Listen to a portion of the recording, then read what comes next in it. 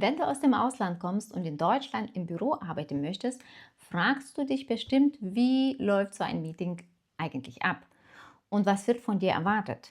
Genau das besprechen wir gleich. Falls du mich noch nicht kennst, ich bin Daiva und ich komme ursprünglich selber aus Litauen und arbeite schon seit vielen Jahren in Deutschland im Büro.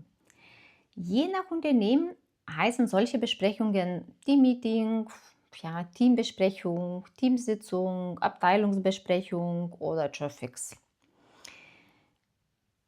So ein Termin ist ein Termin, der regelmäßig stattfindet. Solche Besprechungen gibt es zum Beispiel ja jede Woche oder alle 2 Wochen oder einmal im Monat. Häufig sind die als Serientermine schon lange vorher im Outlook-Kalender eingetragen. Wie genau ein Meeting abläuft, ist natürlich schon vom Unternehmen zum Unternehmen unterschiedlich. Es gibt aber einige Abläufe, die in vielen deutschen Unternehmen auch ähnlich sind. Bei regelmäßigen Team-Meetings gibt es häufig eine Agenda oder eine Liste mit den Themen. Ja, bei uns zum Beispiel gibt es ja eine gemeinsame Datei, in die jeder vorher seine Themen eingetragen hat. Dadurch wissen auch einfach alle schon vor dem Termin, welche Themen besprochen werden. Auf der Agenda können zum Beispiel aktuelle Informationen stehen, ja, der Stand laufender Projekte, offene Punkte aus dem letzten Meeting oder einfach Themen einzelner Kollegen. Bei größeren oder formellen Besprechungen stehen manchmal zusätzlich dabei auch, wer ein bestimmtes Thema übernimmt und auch wie viel Zeit dafür auch vorgesehen ist in diesem Meeting. Vor dem Meeting schaut man deshalb normalerweise in die Agenda und bereitet sich dann die Punkte vor, für die man selbst dann verantwortlich ist. Wenn ich zum Beispiel ein eigenes Thema eingetragen habe, muss ich die notwendige Informationen auch dazu haben. Ja, vielleicht brauche ich aktuelle Zahlen, Unterlagen oder eine Rückmeldung von einem Kollegen. Bei umfangreicheren Themen kann auch eine Präsentation auch sinnvoll sein. Und dann sollte klar sein, was mit diesem Punkt auch erreicht werden soll. Geht es nur um eine Information? Muss etwas abgestimmt werden? Gibt es ein Problem, das geklärt werden muss? Oder muss das Team eine Entscheidung auch treffen? Dann beginnt das Meeting und zwar normalerweise pünktlich. Also Pünktlichkeit ist in Deutschland echt wichtig. Wenn im Kalender 10 Uhr steht, beginnt die Besprechung auch wirklich um 10 Uhr. Deshalb sollte man zu diesem Zeitpunkt bereits im Raum und startklar auch sein. Bei einem Online-Meeting ist dasselbe. Man sollte sich rechtzeitig einwählen und ja, kurz vorher prüfen, ob Mikrofon, Kamera und Verbindung auch wirklich funktioniert. Geleitet wird die Besprechung meistens von der Teamleitung, Projektleitung, ja, oder auch der Person, die das Meeting organisiert hat. Die Agenda gibt dabei die sozusagen Reihenfolge vor. Die einzelnen Themen werden nacheinander besprochen und die größeren Meetings können auch für bestimmte Themen feste Zeitblöcke vorgesehen sein. Bei regelmäßigen Team-Meetings beginnt man teilweise auch oft mit den offenen Punkten aus den letzten Besprechungen. Was wurde inzwischen erledigt? Welche Aufgabe ist noch offen? Und wo gibt es zum Beispiel Probleme? Danach folgen die aktuellen Themen. Wie formell die Diskussion abläuft, hängt wirklich stark vom Unternehmen und vom Team ab.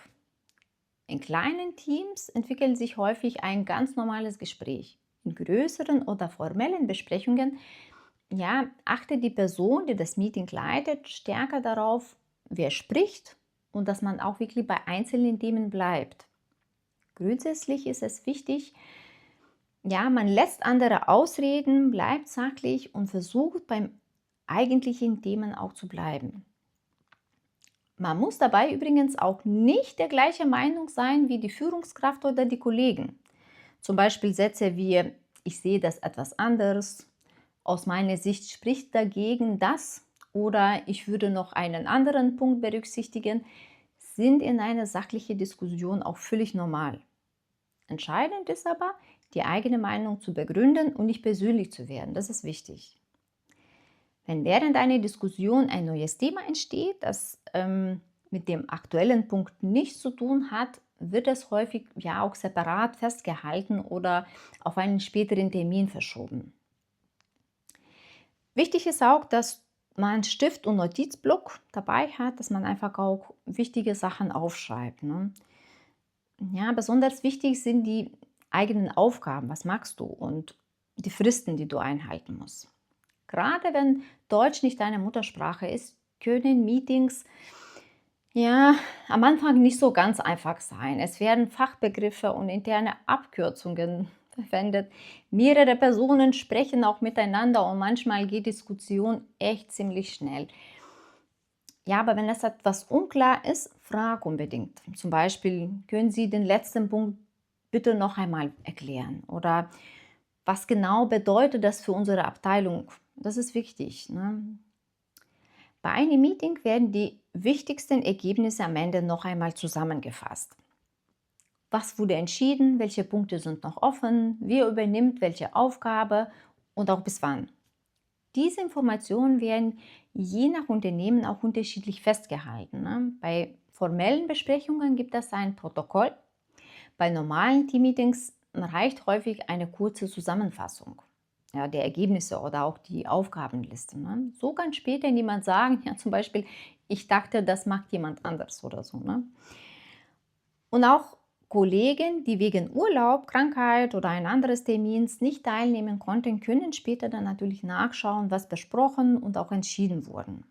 Ich hoffe, es gibt diese Zusammenfassung, die einen groben Überblick. Der Anfang ist vielleicht auch aufregend und etwas unsicher. Aber du wirst ja sehen, irgendwann ist auch ein Teammeeting in Deutschland einfach auch ganz normale Routine für dich. Und du schaffst es auch. Dann, wir sehen uns im nächsten Video. Bis bald und mach's gut.